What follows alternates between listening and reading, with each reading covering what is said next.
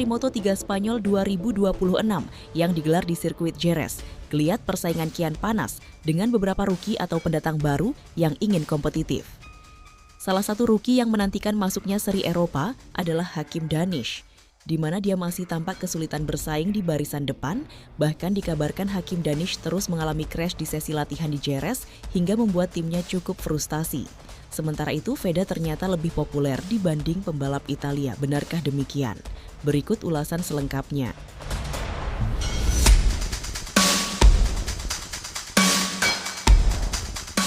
Satu hal yang jelas setelah 3 seri awal Moto3 2026, nama Veda Ega Pratama tidak lagi bisa dipandang sebelah mata. Bahkan ketika ia sempat mengalami hasil minor di Amerika, arah cerita musim ini sama sekali tidak berubah.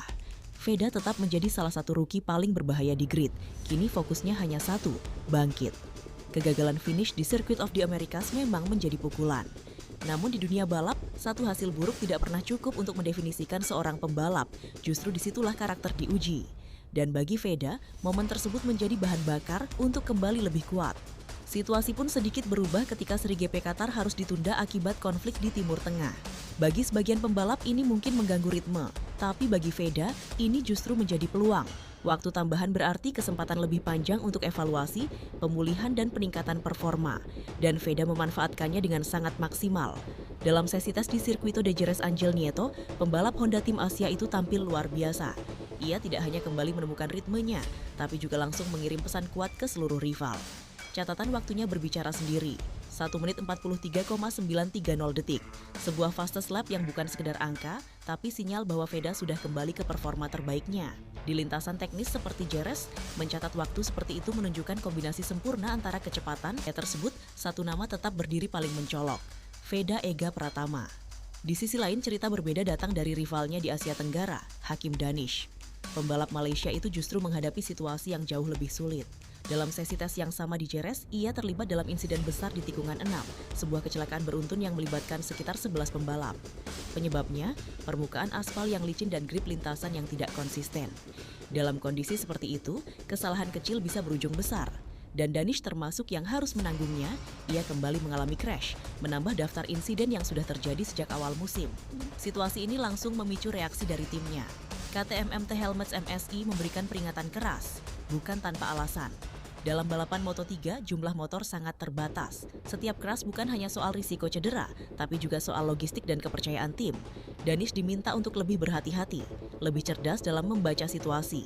Dan yang menarik, dalam peringatan tersebut nama Veda Ega Pratama ikut disinggung. Sebagai pembanding di kondisi lintasan yang sama, dengan tingkat kesulitan yang sama, Veda justru mampu menghindari crash.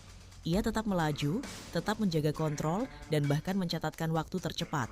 Perbedaan ini tidak hanya terlihat di lintasan, tapi juga di klasemen.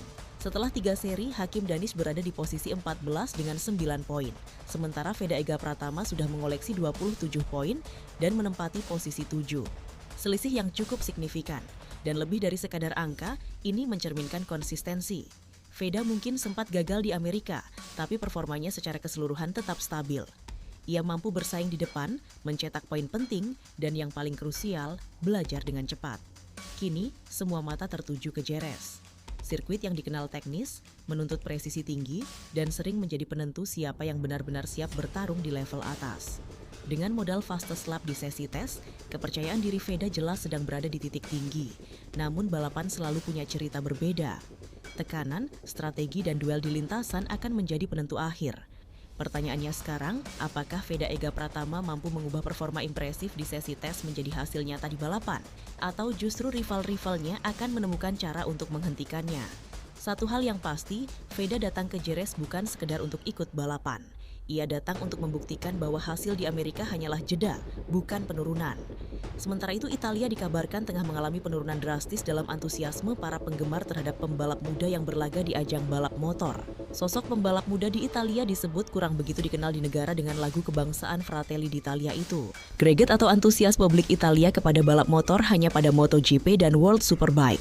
Di MotoGP, Italia memiliki Marco Bezzecchi yang sedang naik daun bersama Aprilia Racing, pembalap dan tim balap asal Italia.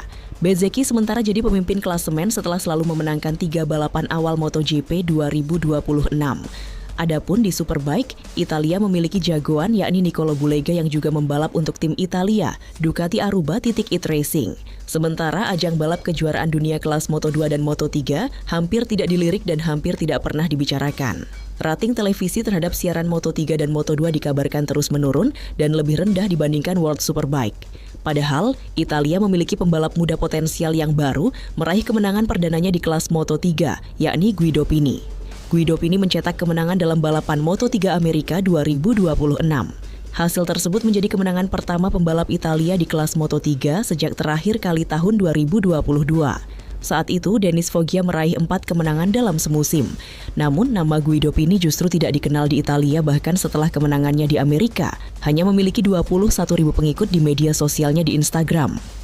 Jumlah tersebut jauh lebih sedikit dibandingkan dengan petenis tunggal putra Italia dengan ranking 140 dunia, Luca Nardi, yang memiliki 73.000 pengikut di Instagram.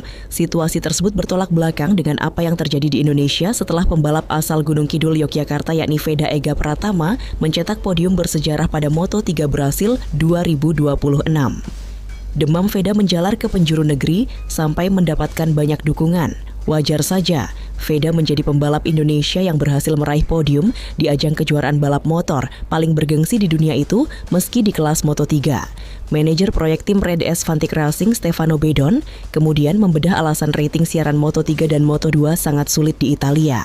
Sekadar informasi, Red S Vantic Racing sendiri merupakan tim balap di kelas Moto2 yang juga berbasis di Italia. Pada akhirnya, Veda Ega Pratama bukan hanya salah satu rookie terbaik saat ini, tapi kandidat kuat untuk menjadi yang terbaik di masa depan. Karena pada akhirnya fans bisa membuat nama besar, tapi hanya skill luar biasa yang bisa membuat nama itu bertahan. Dan Veda memiliki keduanya. Dan pada akhirnya semua data, semua perbandingan, dan semua perhatian dunia bermuara pada satu kesimpulan. Veda Ega Pratama bukan sekedar fenomena sesaat. Ia adalah realitas baru. Dunia mulai memahami bahwa ini bukan hanya tentang popularitas, bukan hanya tentang dukungan besar dari fans, tapi tentang kualitas yang benar-benar nyata di lintasan. Tentang skill di atas rata-rata, tentang mentalitas yang sudah seperti pembalap kelas dunia.